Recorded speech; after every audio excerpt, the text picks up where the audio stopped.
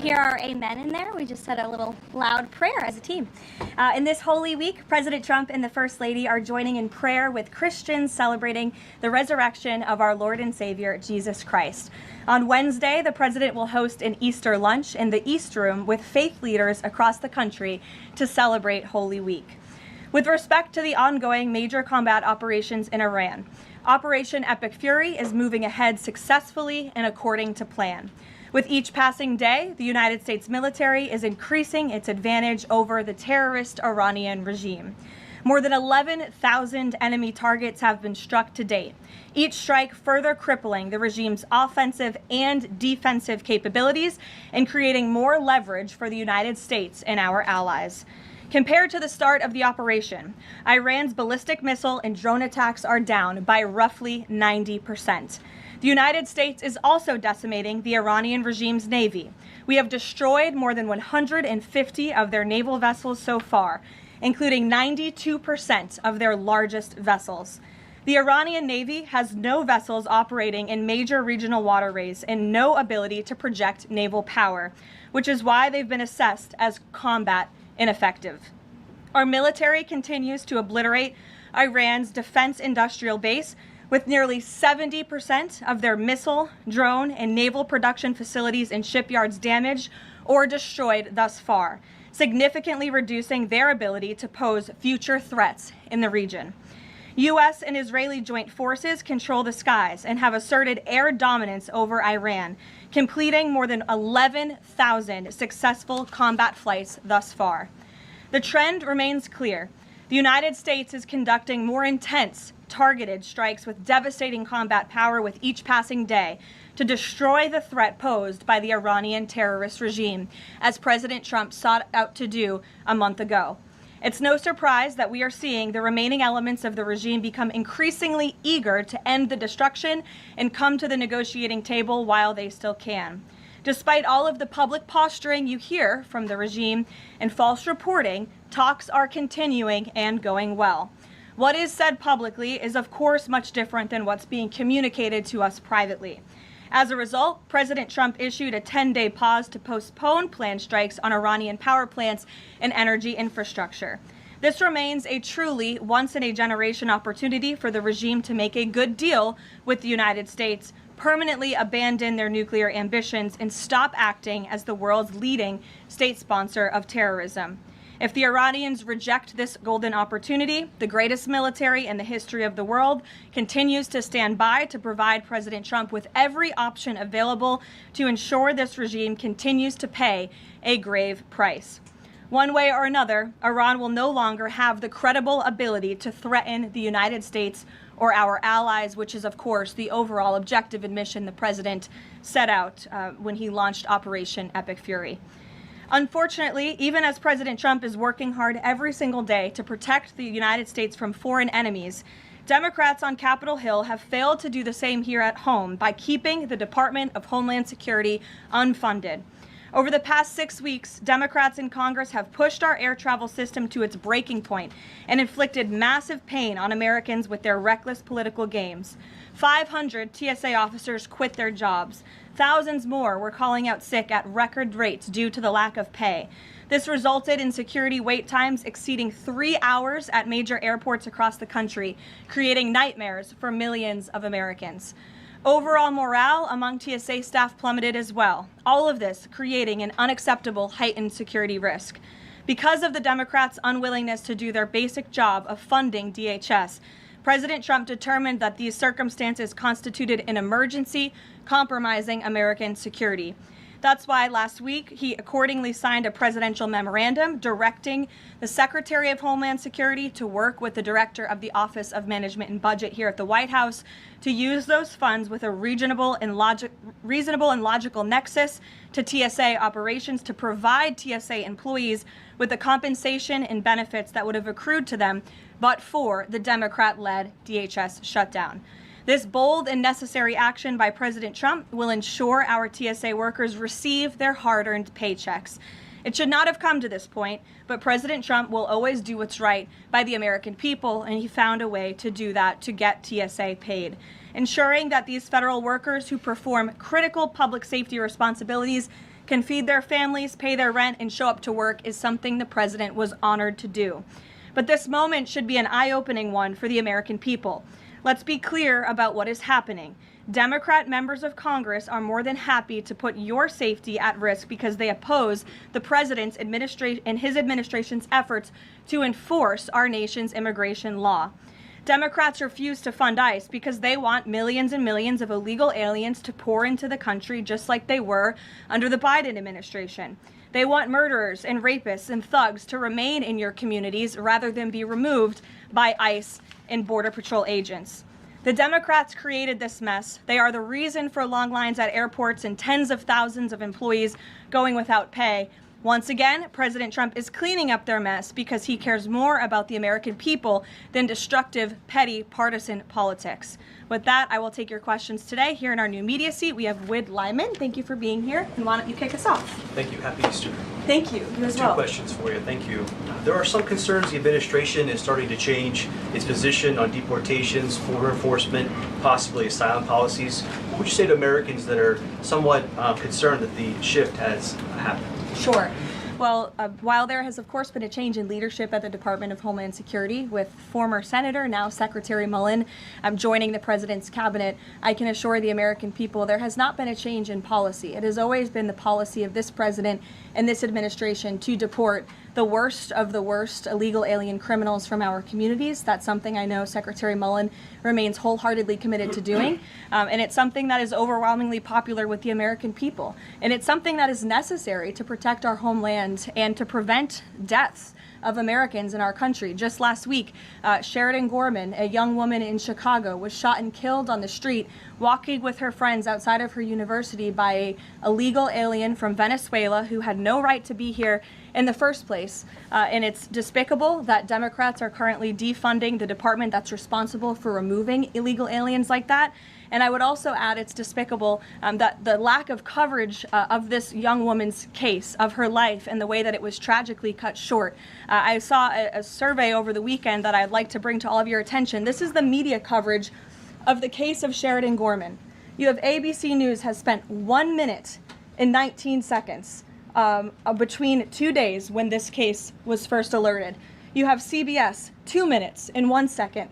You have NBC, 23 seconds spent on the life of a young, beautiful American woman whose life was taken short by an illegal alien who should have never been here in the first place, when we are in the middle of a battle on Capitol Hill with a major political party, the Democrat Party, who wants to defund the agency that is responsible for protecting Americans. I think her life was worth more than 23 seconds on cable television, and I think the people in this room have a responsibility to report on cases like this, because it just exemplifies why the president believes so strongly in deporting illegal aliens from our communities. And thank you for the question. Dasha, go ahead. Caroline, I have 2 questions, one on Iran and one on DHS funding. On Iran, the president has said that the administration is talking to a new and more reasonable regime. How confident are you that they are legitimate and have enough grip on power? Marco Rubio said earlier that he's not sure and it's not clear whether they will be in power. So are you also talking to other factions? As the president is trying to make a deal, how do you ensure that you're making a deal with the people who can actually implement it? Well, that's part of the ongoing process that's taking place and the ongoing negotiations. Of course, anything that they say to us privately will be tested, and we will ensure that they are being held accountable to their word. And if they are not, the president has laid out the military consequences that the Iranian regime will see if they don't hold true to the words that we are hearing privately behind the scenes. When the president says more reasonable, again, these folks are appearing more reasonable behind the scenes privately in these conversations than perhaps some of the previous leaders who are now no longer on planet Earth because they lied to the United States and they strung us along in negotiations, and that was unacceptable to the president, which is why many of the previous leaders were killed. So again, this is another historic opportunity for Iran to do the right thing, to rid themselves of their nuclear ambitions and to come to a deal with this president and the administration. Or again, they will see the grave consequences of the United States Armed Forces, which they are continuing to see every day throughout this operation. On DHS, how long can the administration keep paying TSA without action from Congress? And not to be hyperbolic, but given the airports were really the pain point that was pushing both sides to talk to each other, I mean, do you see a way for DHS to reopen? Is it possible that this keeps going through the midterms? Well, we certainly hope so. I mean, of course, the president just can't keep signing presidential memorandums and proclamations every time Congress fails to do its job, and every time Democrats are holding our entire country hostage, picking and choosing which programs and agencies they want to fund just because they don't like this administration's policies. That's not how it's supposed to work. They voted 7 times against funding DHS over partisan and political reasons. And so, again, the president has stepped in to do the right thing at this moment in time, but the president is also encouraging Congress to come back to Washington to permanently fix this problem and to fund and reopen the Department of Homeland Security entirely. Caroline. Stephen. Thank you, Caroline. 2 questions, one on TSA, one on Iran. On TSA, for ordinary Americans watching the briefing, how long until everything goes back to normal at airports after the president's action? And then on Iran, on the time frame, President Trump initially said about 4 weeks. Secretary of State Rubio on Friday reportedly said it might be another 2 to 4. Is 2 to 4 the current ballpark that the administration is thinking? With respect to the timeline, again, the President, Commander-in-Chief, the Pentagon has always stated 4 to 6 weeks estimated timeline for Operation Epic Fury. We're on day 30 today.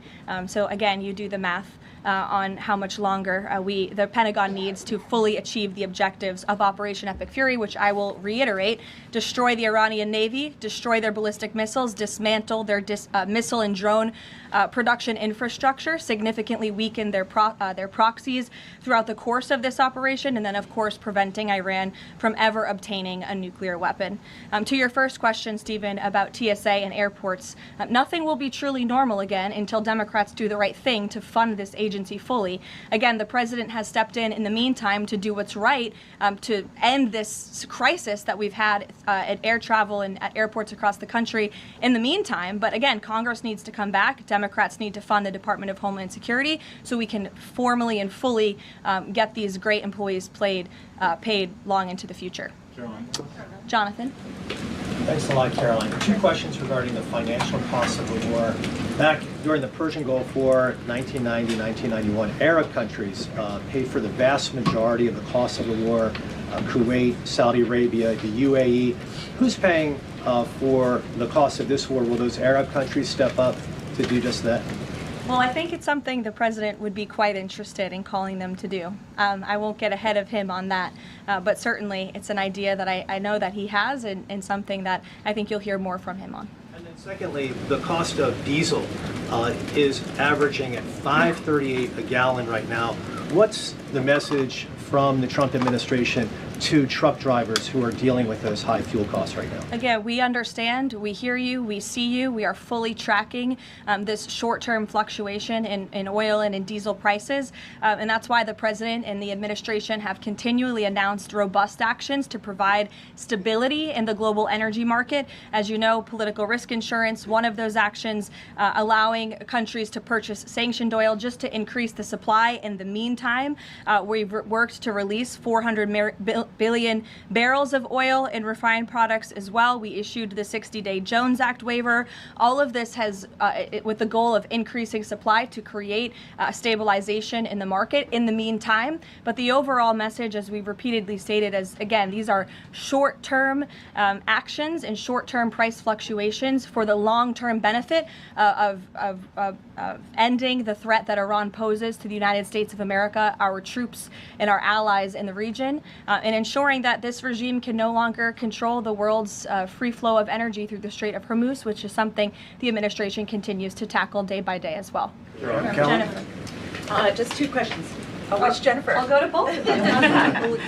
Go ahead. So 2 questions. One on China and one on Iran. On China, ahead of the president's trip to Beijing, will there be a working level meeting with Secretary Bessent, Jameson Greer, et cetera, and when will that be? I do expect cabinet officials to travel to China ahead of time. I don't have a readout on their schedules for you, but this is something we typically do with international travel, as you know. So I'll talk to the Treasury Department and the cabinet myself, and we'll get you that answer. But we do expect them to move ahead of time. Okay, and thank you. And on Iran, if Iran is kind of cherry picking what tankers get to go through the strait now and contemplating big tolls on those tankers. Is that consistent, or how is that consistent really with the president's message about really wanting the strait to be fully open?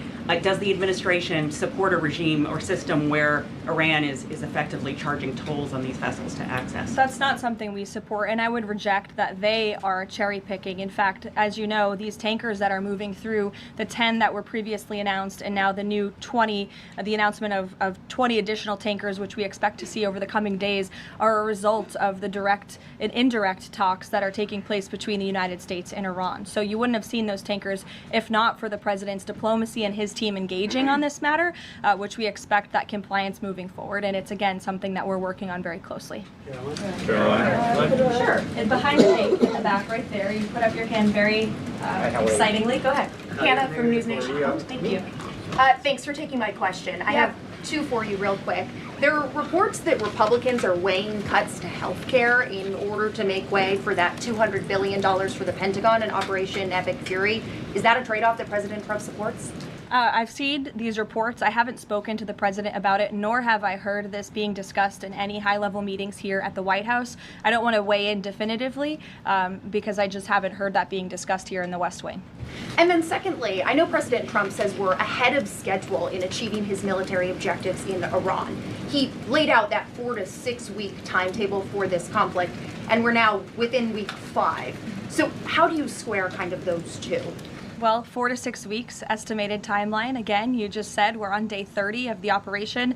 I just provided you with some of the updates from the Pentagon directly in achieving the objectives, and the military has been enormously successful. I think we should all be very proud of our armed forces for what they have done over the past 30 days. The mission will continue until the objectives are achieved, and that 4 to 6 week timeline does remain right now. I don't have any updates for you on that. Yeah, like others, one on TSA, one on Iran.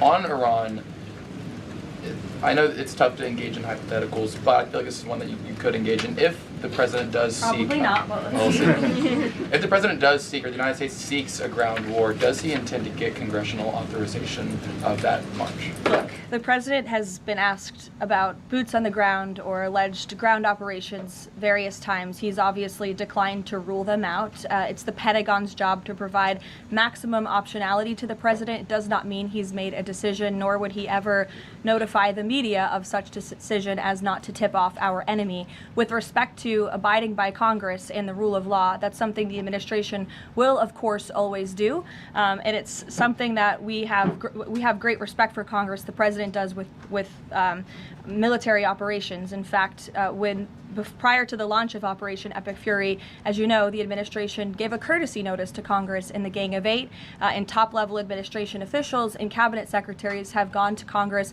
multiple times over the past 30 days to provide those courtesy briefings to Congress when requested. TSA quickly, I've been asked by multiple Trump supporters that have said, given the fact that the president on that Friday gave that memorandum informing DHS to pay TSA workers, I know there's a lot of negotiations involved in a shutdown of this size. Why did the president not sooner issue that payment to TSA workers? Well, it's because of the Democrats voting 7 times against reopening the Department of Homeland Security that we came to a place of an existential crisis. I mean, you saw the lines at various major airports across the country, American travelers really paying the price for Democrats' partisan games. And so the president worked with his legal team here at the White House and the Office of Management and Budget to find a solution to take care of the emergency that we were seeing in air travel across the country. And it's because of the president that TSA agents are being paid. But again, he's calling on Congress to do the right thing, to come back to Washington and to fund and reopen the Department of Homeland Security fully. Sure. Hi, Lindsay Ellis from the Wall Street Journal. I'm trying to square the 4 objectives laid out by the administration with the goal of reopening fully the Strait of Hormuz. Would President Trump declare victory and wind down military operations if the 4 objectives are met, but still passage remains quite slow through the strait?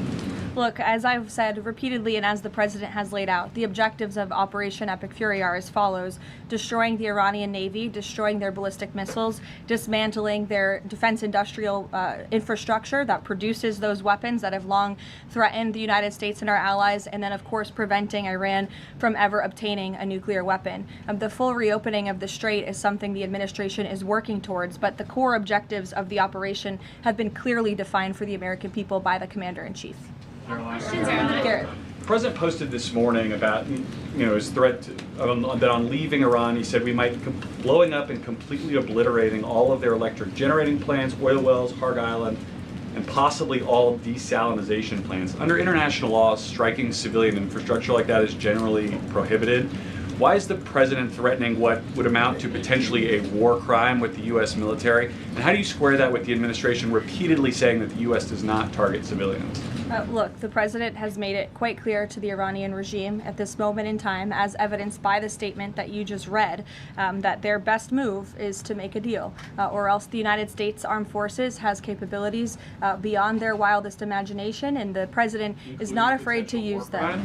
That's not what I said, Garrett, and you're saying the word potential for a reason, because I'm sure some experts are telling you that in your ear to try to ask me that question. Of course, this administration and the United States Armed Forces will always act within the confines of the law. But with respect to achieving the full objectives of Operation Epic Fury, President Trump is going to move forward unabated, and he expects the Iranian regime to make a deal with the administration. To that end, which of those objectives would destroying a desalinization plant most help? Haley, go ahead. Thanks, Caroline. I want to follow up on Iran. When you're describing that the Iranians you're in contact with are being more reasonable this time around in discussions, what specifically are you hearing that is leading you to that conclusion, and how are you defining what's reasonable versus unreasonable in that regard? I'm not going to detail the private and sensitive conversations that are taking place between the United States and Iran right now. But generally speaking?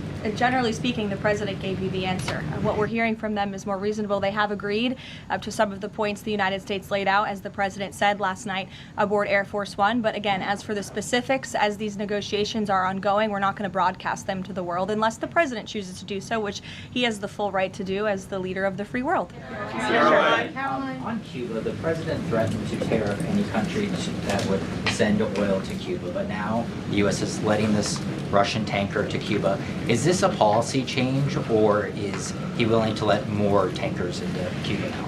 This is not a policy change. There has not been a formal change in sanction policy. As the president said last night, we allowed this ship to reach Cuba in order to provide humanitarian needs to the Cuban people. These decisions are being made on a case-by-case basis. And as the administration has said, Cuba's non-functional economy cannot be fixed unless they undergo dramatic political and leadership change. But there has been no formal change with respect to sanction policy. So you could expect more tankers to go to Cuba? Again, these decisions are being made on a case-by-case basis right now. Thanks, Caroline. You addressed this a little bit in the opening, but just to follow up, because Americans are sort of seeing these conflicting messages between the United States and Iran. I know the president insists that negotiations are underway. As you just mentioned, he's also said that Iran has agreed to most of the 15 points. We just heard from Iran again. They're saying no negotiations are taking place. They're calling the proposal excessive, unrealistic. So how do you square that? How do you explain that discrepancy between the two? I think the American people are smart enough not to take the word of a terrorist regime that has chanted death to America for 47 years at their word. And I hope the journalists in this room are wise enough not to take an Iranian regime that has repeatedly lied about our country, about our values, about everyone in this room, frankly, for nearly 5 decades. So I think the American public are smart enough to understand that. And just to follow up on the objectives, you've laid them out, but I know the president has set a deadline for April 6th in just 1 week.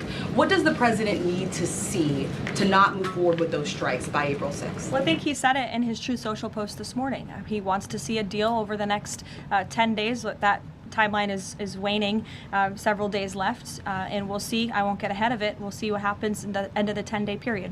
Caroline, thank you. One on Iran, one on the shutdown. The president continues to say the U.S. is in conversations with a more reasonable regime, but there are now hundreds of U.S. Special Operations Forces, including Navy SEALs and Army Rangers in the Middle East, as well as thousands of other troops already deployed.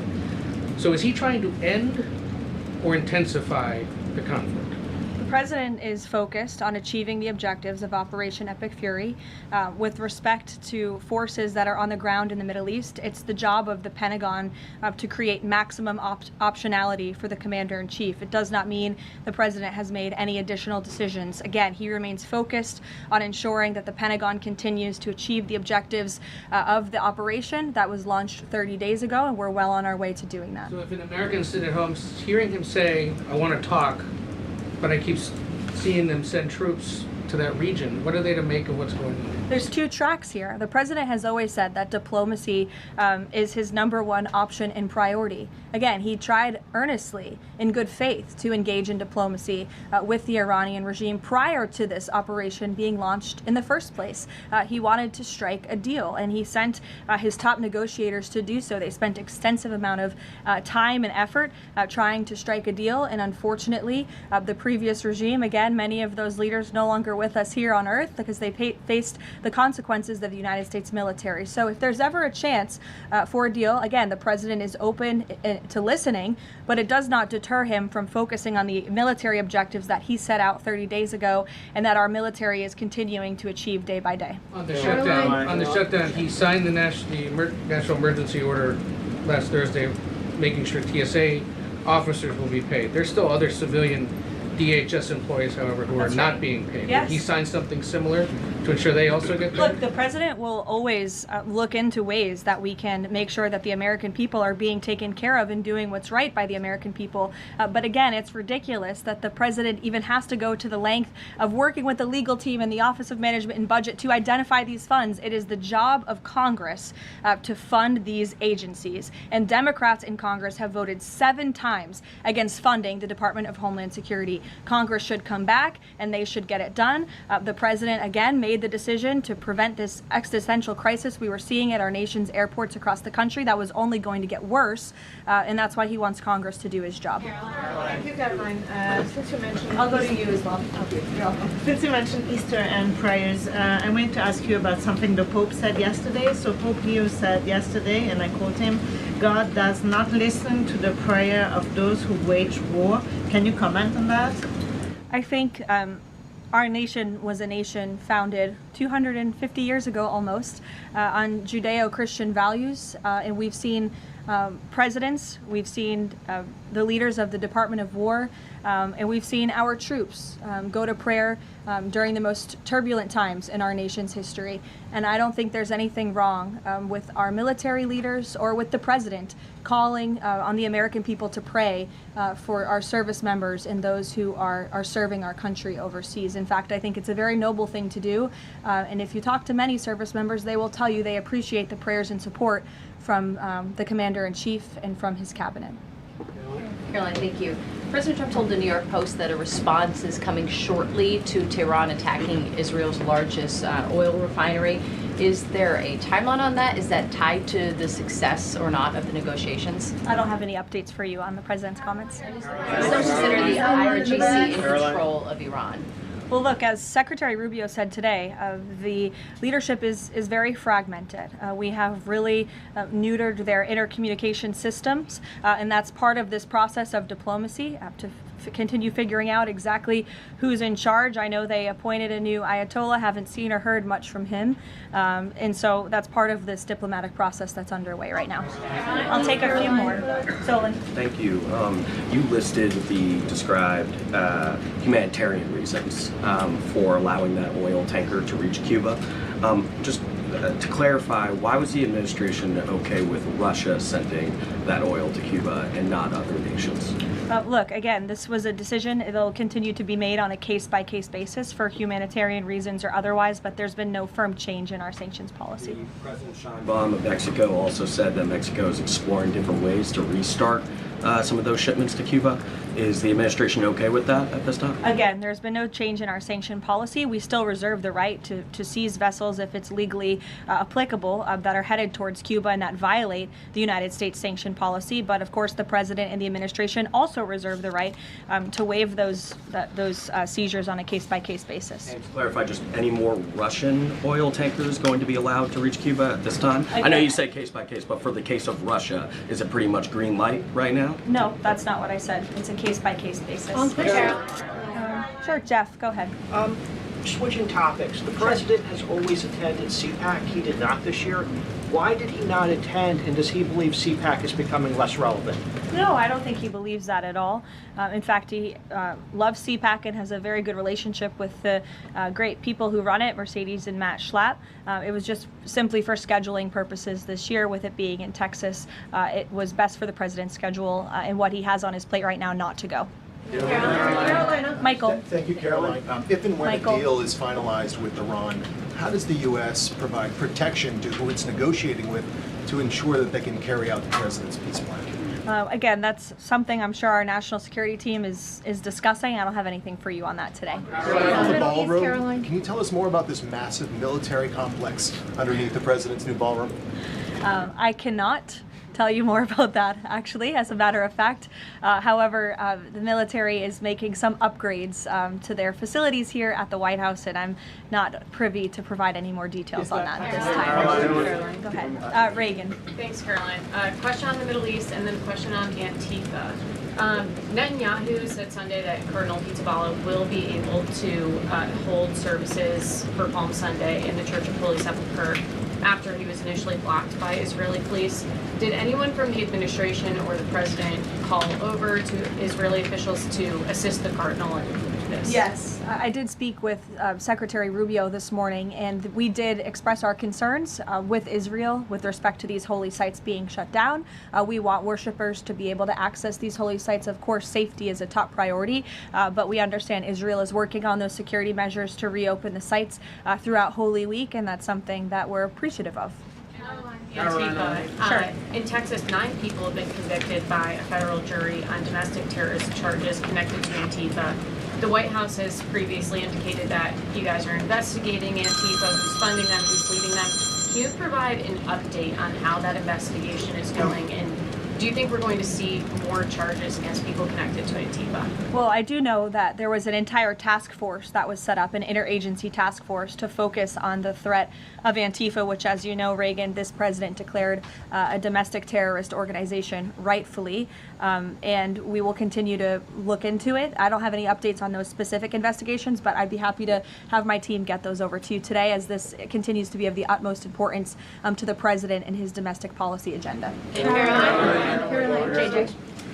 On one question on landmines, there's been some reporting that American-made landmines have been spotted on the ground in Iran. Did President Trump sign off on using U.S.-made landmines in Iran? I don't have any comment on that report today.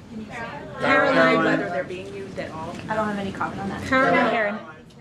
Two on DHS. You said that the president is encouraging Congress to come back to D.C. You also said yourself. How has he done that? Has he told leadership that they should cancel recess and come back? He said it repeatedly. I think you recall, he said that he'll host a big Easter dinner here at the White House if Congress will come back and fight the Democrats on this issue, which we should do, because again, the Democrat Party is in the wrong here. They have voted 7 times against funding the Department of Homeland Security, which is completely egregious with everything we have going on in the world. And these brave men and women who serve DHS deserve to get their paychecks. The president wants to see that happen, and he wants Congress to come back to get it done. On the paychecks, Caroline.